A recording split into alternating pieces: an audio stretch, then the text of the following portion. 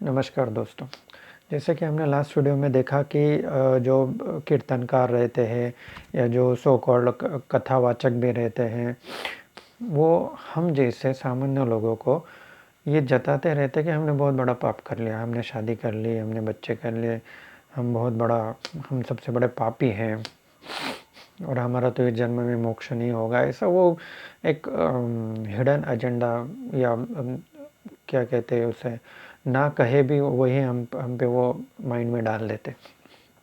तो मेरा इस वीडियो में मैं वही क्लैरिफाई करूँगा कि क्या ये बात सही है या गलत है। तो देखो, भगवान ने कभी ऐसा किधर भी लिख के नहीं रखा, इवन ना भगवद गीता में ना किसी ग्रंथ में है कि आप शादी ना करो। उल्टा भगवान का नेचर का नियम यही है कि आप एक दूसरे के साथ एक अच्छे तालमेल से रहो। प्रजनन करना भी एक सृष्टि का नियम है, तभी तो सृष्टि बढ़ेगी।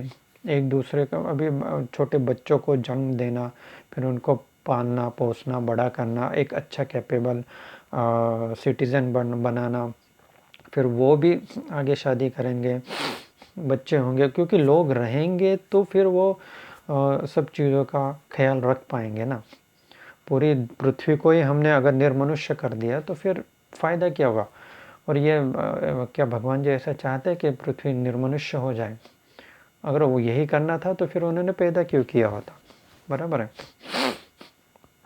तो ये भगवान जी कभी नहीं कहते कि इधर आप दिखा दो कि किसी श्लोक में लिखा है कि नपुंसक बन जाओ, या आगे की जनरेशन पैदा मत करो, या शादी करना महापाप है। कहीं पे लिखा है? पापों के बहुत सारे गिनती है, बहुत सारे वेदों में इधर उधर। शादी करना या गृहस्थ आश्रम में रहना कहीं पाप नहीं है। गृहस्थ आश्रम ये हमारी संस्कृति का एक भाग हुआ करता था। आज भी हम गृहस्थ आश्रम में हैं, लेकिन वो हमें अच्छा नहीं लग रहा। वो हमको बता रहा है कि आप पाप कर रहे हो, पाप में डूब रहे हो। गृहस्थ आश्रम के शब्द में ही आश्रम आ जाता है। जहाँ पे आश्रम है मतलब वहाँ पे भगवान की कृपा है, वहाँ भगवान का रास्ता है और भगवान के रास्ते से हम चल रहे हैं। तो अगर हम गृहस्थ आश्रम में रह रहे हैं तो हम एक ऋषि मुनि हैं, हम एक तपस्वी हैं। अब कुछ लोग बोलेंगे कि, कुछ लोगों का कंसेप्ट रहता है कि तपस्वी तो वही रहते हैं जो जंगल में सब छोड़ छाड़ के चले जाते हैं, या जो कोई हिमालय में चले जाते हैं, बाकी तो सब पापी इधर भरे पड़े हैं। तो ये चैनल हम जैसे सांसारिक लोगों के लिए ही है, जिनको हमें ऊपर उठाना है, जिनके ऊपर ये माइंड ब्लॉक डाल दिया है, जिनको भ्रमित कर दिया गया है। एक्चुअल में तुम बहुत बड़े तपस्वी हो मेरे भाइयों, मेरे बहनों, जो भी सुन रहे हो और जो भी यंगस्टर सुन रहे हैं जिनको अभी शादी की एज में है, बिल्कुल भी इन लोगों की बातों में ना हो। ये एक बहुत बड़ा कर्तव्य है, ये एक सबसे बड़ा दान है, ये सबसे बड़ा जो हम पे भगवान ने उपकार किए हैं उनको रिटर्न करने का सबसे बढ़िया रास्ता है। ठीक है, शादी करना, सांसारिक बनना बिल्कुल जायज़ है। जो भी कीर्तनकार कहते हैं, जो भी भजनकार कहते हैं, जो भी कथावाचक कहते हैं, वो आप मुझसे भिड़ा दो उनको कभी। अभी मैं तो ऐसे झमेले में पड़ना ही नहीं चाहता, क्योंकि जिनकी सोच ही उस टाइप की है, नीचे वाली सोच है, मैं क्लियरली बोल देता हूँ, क्योंकि भगवान की सोच बहुत ऊपर की है। अब जब लोगों को बोल रहे हैं कि संसार में रहना पाप है, तो फिर आप भगवान पे उंगली उठा रहे हैं, और भगवान पे जो उंगली उठाएगा वो मेरी नज़रों में उसकी लेवल बहुत नीचे है। और ऐसे नीचे वैचारिक लेवल रखने वाले लोगों से मैं उलझना भी नहीं चाहता, उसमें मेरी एनर्जी वेस्ट हो जाएगी। उसके बजाय ये अच्छा है कि मैं आप जैसे सांसारिक लोगों से जुड़ूँ, जो एक्चुअल में जी रहे हैं, जो अपना काम कर रहे हैं, ऑफिस जा रहे हैं, पैसे कमा रहे हैं, बच्चों को पाल रहे हैं, बीवी को पाल रहे हैं, या हस्बैंड को आप सपोर्ट कर रहे हैं, समाज को सपोर्ट कर रहे हैं, अपने माता पिता को संभाल रहे हैं। भाई इतने सारे तो दिव्य काम आप कर रहे हो, तो आप असली तपस्वी हो। ये कौन आ गए कथावाचक, ये कौन आ गए भजनकार, कीर्तनकार, जो एक एक प्रोग्राम करने के पैसे लेते हैं, जो 5 स्टार होटल में रहते हैं, आलीशान गाड़ियों से घूमते हैं, और वो आके आपको बताते हैं कि आप पापी हो। और जो उनको लाते हैं वो भी तो फिर पापी हुए ना, वो भी सांसारिक ही लोग रहते हैं। और ये सांसारिक लोग ही उनके सामने बैठ के फिर रोते हैं और दुखी होके घर चले जाते और दुख भर लेते हैं उनका सुन के। क्यों? किसने कहा? आप दुखी नहीं हो, वो जो स्टेज पे बैठा है ना, उससे ज़्यादा तपस्वी आप हो। जस्ट इमेजिन, आपके माता पिता, मेरे माता पिता, आपके माता पिता, वो कितने बड़े तपस्वी है। उन्होंने तप किया, तभी तो हमें पाला पोसा बड़ा किया, समाज का ऋण उन्होंने अदा किया, ईश्वर का ऋण अदा किया। और क्या हम उन्हें पापी कहे? क्या हम उन्हें भोगी कहे? क्या हम ये कहे कि वो भोग में लिप्त हुए तो फिर उसकी वजह से हम होप पैदा हुए? नहीं, वो बहुत बड़े तपस्वी थे, गृहस्थाश्रम में रहे थे। और ये बात बिल्कुल गलत है कि अगर आप फिर आध्यात्मिक मार्ग पे चल रहे हो तो संसारिक नहीं करना चाहिए, गलत बात है। कितने सारे पुराने ऋषि मुनि थे जो अपने वाइफ के साथ में, अपने बीबी के साथ में रहते थे एक गृहस्थाश्रम में। एक जो सर्टन टाइम पीरियड था, फिर बच्चे वगैरह हो जाने के बाद में फिर वो मोह माया से अलिप्त हो जाते थे, दूर हो जाते थे।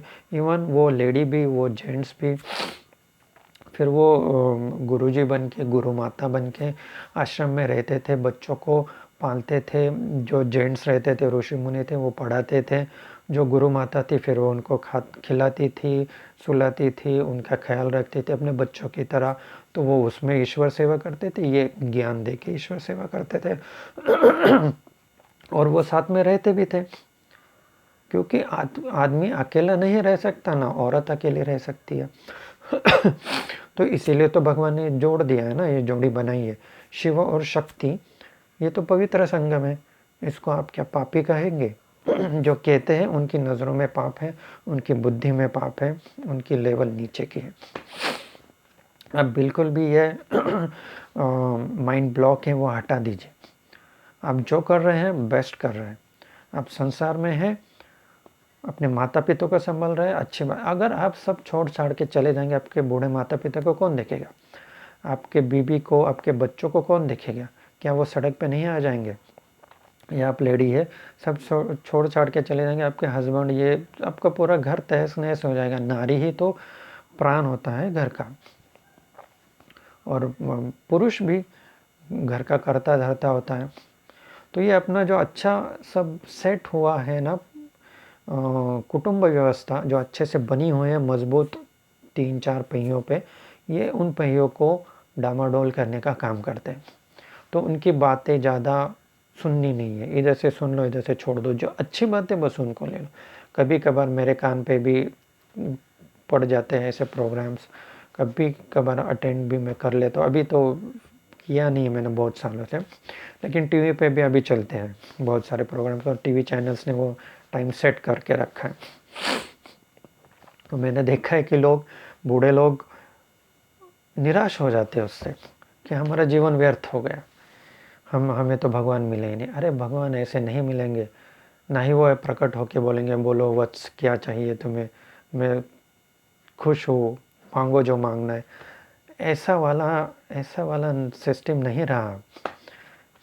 यहीं पे लोग गड़बड़ कर रहे, जी रहे कलयुग में, सोच रहे सतयुग के जैसे भगवान प्रकट होके हमें दर्शन देंगे। अभी ये पॉसिबल नहीं है, अभी फॉर्मेट बदल गया है। और आप मुझे बताइए, इतने सैकड़ों सालों में कहीं पे भी आप इंटरनेट भी सर्च कर लो, कहीं पे ऐसा हुआ है कि किसी को भगवान ने प्रत्यक्ष दर्शन दिए है और फिर उनका फोटोग्राफ या कुछ उन्होंने लिया है भगवान के साथ में? ऐसा कुछ कहीं नहीं। ये है ना, आध्यात्मिक मार्ग पे चलते हुए मानसिक तौर पे मोक्ष हमें मिलता है, और वो अनुभूति होती है, वो इनविजिबल ही रहती है। प्रत्यक्ष में कोई ऐसे भगवान प्रकट नहीं होते हैं, या किसी का ऐसा छप्पर टूट गया अचानक से और फिर नीचे भगवान आके उधर उपस्थित हुए। ठीक है, भगवान ने इधर विराट रूप ले लिया तो फिर ये हमारे फ्लैट तो सब टूट जाएंगे, बिल्डिंग कोलैप्स हो जाएंगे, फिर क्या विराट रूप दिखाएंगे? ऐसा नहीं है, ऐसा नहीं है। वो समझने में हम गलती कर रहे हैं, वो तो अलग बात है। लेकिन ये जो लोग आपके मन में संशय निर्माण कर रहे हैं, उनको, इस संशय को हटा दो। जो अच्छी बात है कीर्तन की, भजन की, बस वही ले लो, उसमें का भी अच्छा अर्थ चुन लो, और जो खुश रहो, अपने लाइफ में खुश रहो। ये भगवान का भी रास्ता नहीं है कि आप संसार के अगेंस्ट जाओ या संसार छोड़ दो। कैसे, वो मैं अगले वीडियो में ज़्यादा अच्छे से क्लैरिफाई करूँगा। अच्छा लगा हो तो कमेंट कीजिए, शेयर कीजिए। Thank you so much.